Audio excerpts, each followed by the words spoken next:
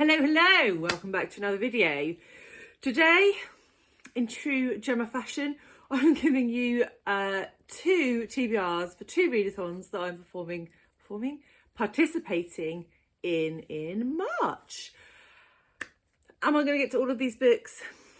No, I'm still doing BookTube prize and I've got buddy reads and all sorts of stuff going on, but I want to participate. I will read at least one book from each of the readathon TBRs. I will try obviously to get to more, but it's fun. It's fun to try and participate and push yourself. So that's what I'm going to do. So the first readathon that I'm going to participate in is Middle Grade March. Now, this is a bit out of my wheelhouse. I haven't really read much middle grade as an adult. I'm only just really starting to get back into it. I read middle grade to my 9-year-old. And it never really occurred to me to like pick them up myself until I started doing BookTube and stuff. So I thought, why not? Why not participate and pick up some middle grade for a change? So I'm going to. If you haven't heard about this readathon, it is a wonderful readathon hosted by Krista at Books and Jams, Amanda at The Curly Reader, and Katie at Life Between Worlds. So I'll link all their channels below. Please check them out. They all have wonderful channels. And let's just run through the prompts, shall we? This is a month-long readathon, FYI. So, first of all, there is a group book. The group book is Pony by RJ Palacio. This is a sort of historical fiction book. And it follows a 12-year-old boy whose father is sort of taken, I think in like the middle of the night, and he has to go and find out what happens to him. So it goes on sort of an adventure. With him on his adventure is a ghost and also a pony named Pony, which is why the book is called Pony. You guessed it. So yeah, I don't know if I'll get to this one, but it does sound quite interesting. This is the author of the book Wonder, which was a huge success. I never read the book, but I did watch the film. So yeah. If I can get to it, I will, but this is probably one of the ones further down the list of ones that I'm likely to get to. Then the first prompt is a book with 5 or more words in the title.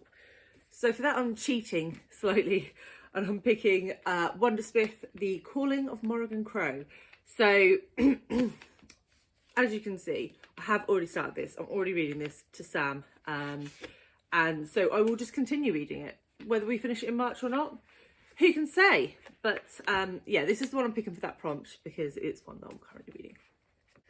Next up, we have Orphan as a main character, which is actually perfect because I am going to be reading Anne of the Island by Ellen Montgomery in March as part of the Annalong group, which is hosted by the delightful Emily over at Novelle Novels. We as a group have read the first 2 in January and February, and we will be reading the third in March. For those that don't know, this is a middle grade series written in the early 1900s, set in Canada, following a young girl called Anne who is orphaned and is sort of adopted by an older sibling duo in a little town called Avonlea. So yes, I will be continuing with that. Anne is an orphan. She is older in Anne of the Island, but we're gonna run with it. So I will definitely get to that one because I'm reading it with the group. So the next prompt is to read a contemporary book, and for this I'm going to read George by Alex Gino. So if you saw my January TBR and or wrap up, yes, January, because we are currently in February, then you will know that I donated this book to my son's primary school, my local primary school, in an attempt to get some more diverse literature on their shelves, because he always comes back with books written by white male authors. So I picked this one because this follows a young transgender girl who's primary school age. I think her name is Melissa. But she is George at school. They refuse to recognise her as a little girl, and obviously that's quite upsetting for her. And she auditions to play Charlotte in the school play of Charlotte's Web, and it's about what happens there and the friends that support her and how she goes about believing in herself and getting other people to see her for who she truly is. So it sounds fantastic. As I say, I've already donated a copy to my school, so I'd really like to pick this up in March. The next prompt is to read a book set in Asia or featuring an Asian main character.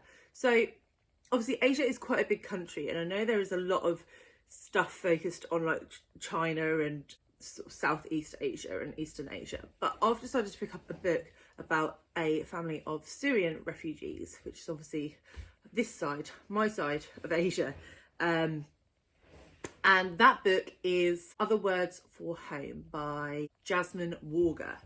So this follows a young girl. Her family have fled Syria and are living in the United States, but she still has family who are in Syria. And it's about her trying to come to terms with her identity, to adjust to American culture while still staying true to her Syrian heritage and her family back there. So sounds really interesting. The cover for this is stunning, and yeah, keen to see how this sort of story translates into a middle grade, because this would be the sort of thing that I would pick up as an adult in an adult novel. So I will report back, but I'm very keen to try and get that one read in March. And the last prompt is to read a book that is older than you. So I have gone for The Call of the Wild by Jack London, which was published in 1903, which was 1 or 2 years before I was born. So this is a pretty famous children's classic, following Buck the dog, who effectively goes up to Alaska, or is it Alaska, the Yukon, during the gold rush to be a sled dog, and I think it's from his perspective, and we have other characters in there. I watched the adaptation of this film with Sam, I think it was pre-pandemic, and we loved it. We both thought the film was fantastic, so I'd really like to read the book and see where the similarities and dissimilarities are. So yeah, so that is all 5 prompts and the 5 books that I would like to pick up for it. As I said, we'll see how it goes, but as a minimum I would like to try and pick up 3, so probably Anne of Green Gables, George and Words for Home, I think will be the 3 that I'd prioritise, and then if I've got time I'll add the others on, if you're with me.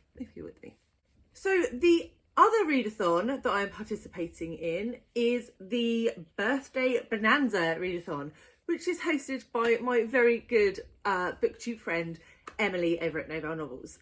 It is Emily's birthday in March, and she's hosting her very first solo readathon. So obviously I wanted to go and support her. The prompts are really fun. It's taking place from Saturday the 5th of March to Sunday the 13th of March. So we've got sort of a week and a weekend, and there are 5 prompts. Again, this is a zero pressure readathon. If you read 1 book, that's great. If you read 5 books, that's also great. But the point is to have fun. She has set up a Voxer group, so if anyone is interested, I will link her announcement video below, or if you'd like me to add you to the group, then just drop me a comment below and I can add you in. Really looking forward to taking part in this, just because the group that are already on Voxer are some fantastic people, and I think we'll just have a lot of fun with it. So without any more waffle and gushing, the prompts are: number 1, a book that was gifted to you. Obviously this is in celebration of Emily's birthday, so she is expecting gifts. So what is a book that I was gifted that I haven't read yet? And I've gone for Lost Roses by Martha Hall Kelly. This is also my booktube spin number 5 pick, or one of them. This was gifted to me by my husband a couple of years ago, and this is a prequel to Lilac Girls by the same author, which I absolutely adored. And this one follows one of the characters from that book's mother, and sort of the perspective of 3 women in the First World War, whereas Lilac Girls was set in the Second World War. So yeah, I don't really know much more than that. I don't feel like I need to. It's multi-POV. I trust Martha Hall Kelly to deliver a excellent, heartbreaking story. So yeah, I would really like to try and get to this one in March, as I say, because it's also a booktube spin one, so double bubble. Next up, the prompt is for friendship and to read a book with a friend or a group. So I had quite a few I could choose from here, but I have decided to pick out Girl, Woman, Other by Bernadine Evaristo, which I am going to be buddy reading with the lovely Jolene from Bookworm Adventure Girl. If you haven't checked out Jolene's channel, you really should. She's fantastic, and she does a lot of stuff on Canadian authors and Canadian literary prizes and stuff, which is super interesting. So yeah, I will link her channel below.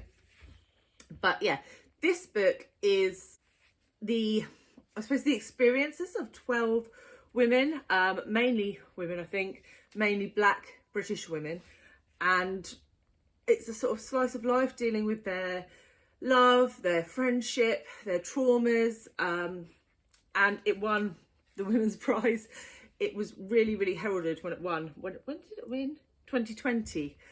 So not actually that long ago, but I've been meaning to pick it up since it won. So this year is the year. Next month, in fact, is the month that me and Jolene will be tackling this. It's interesting because this doesn't have any punctuation in. So it'll be interesting to see how that affects the read, whether I like that or not.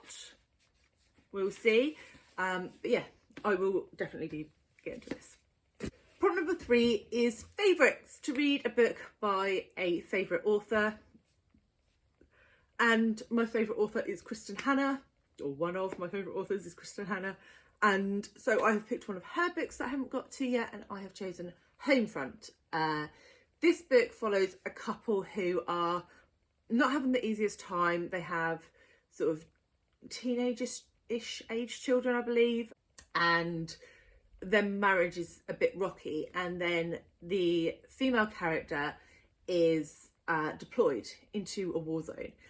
She's a soldier. She is sent off to do soldier things, leaving the father effectively as a single parent, dealing with 2 pubescent children and a wife who is God knows where, in all sorts of danger. So it sounds really interesting. I love the way that Kristin Hannah does family drama. So yeah, I will hopefully get to that one, because it has been on my list to get to for a long time.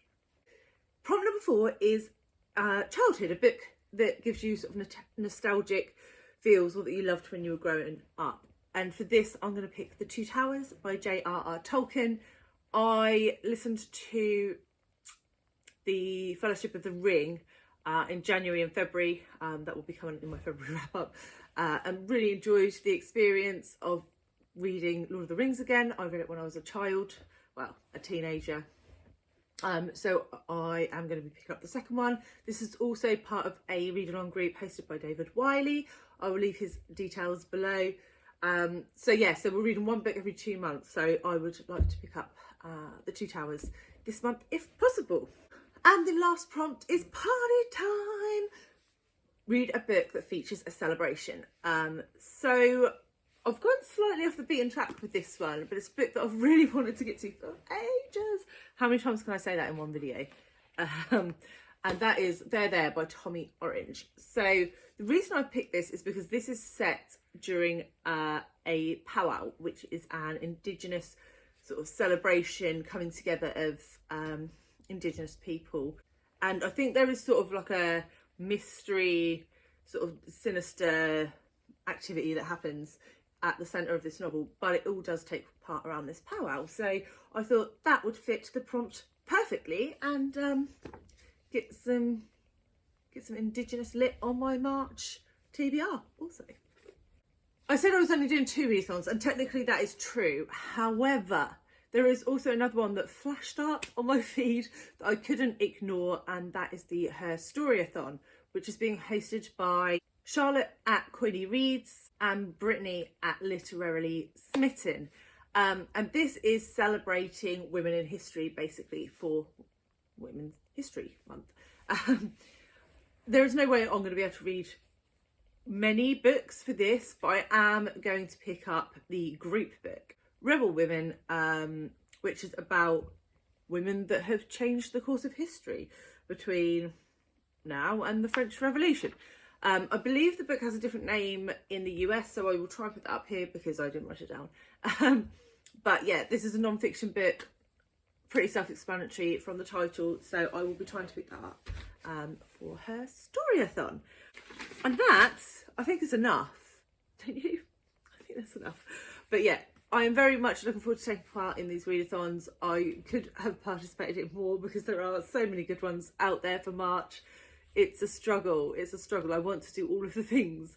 But yeah, that's the list. Let me know if you've read any of these, or if you're planning on picking any of these up for your readathons in March. And I will see you very soon with another video. Okay, cheers guys. Bye.